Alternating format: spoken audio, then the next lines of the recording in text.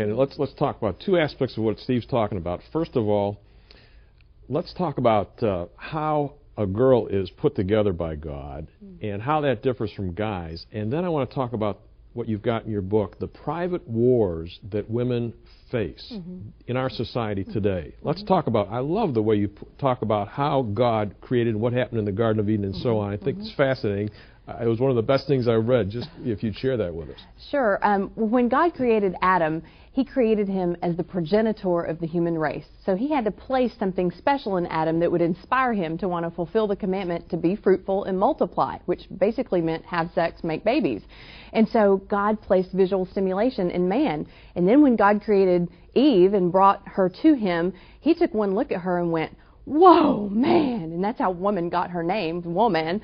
And his immediate response was, "Whoa, baby, come to Papa." And he just drank her in through his eyes, and that was what sparked it for him.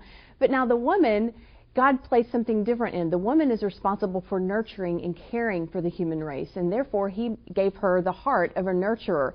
And so she didn't necessarily want to have sex and wrestle and play football all the time. She wanted to talk and interact and connect and relate and hold hands. That was what floated Eve's boat, and it's still true today, that so often it's the emotional connection that we long for that sends us in a guy's direction. But what we do is that we compromise and we decide, well, if sex is the price that I have to pay to get the attention and the affection that I want, then that price isn't too high. And we sell ourselves cheap, and we give a whole lot of sex looking for a little bit of love, and we don't realize that every sexual encounter we have, our self-worth comes down another notch in our own mind. And soon we don't feel as if there's really any reason to say no to anybody. It's like we use our body to just bargain for attention and affection. You've got a whole section in your book on what our society is like out there, especially for the young girls, okay? High school, college, single gals out there that are listening. Describe our culture as you're seeing it through all your research. Women are being bombarded from every angle. What product in our society doesn't try to use sex to sell their products? Just over and over.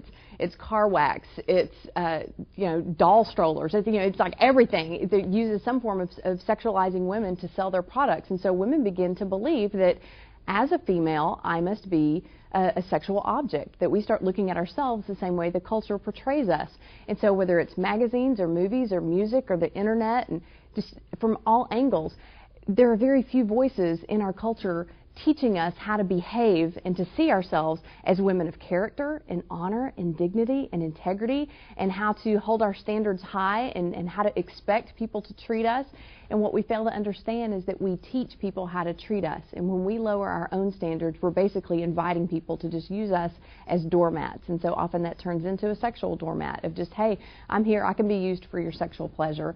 And we wind up in that pit and we wonder, how did we ever get there? And an even better question is, how do I get myself out? But it is possible to get yourself out of that pit.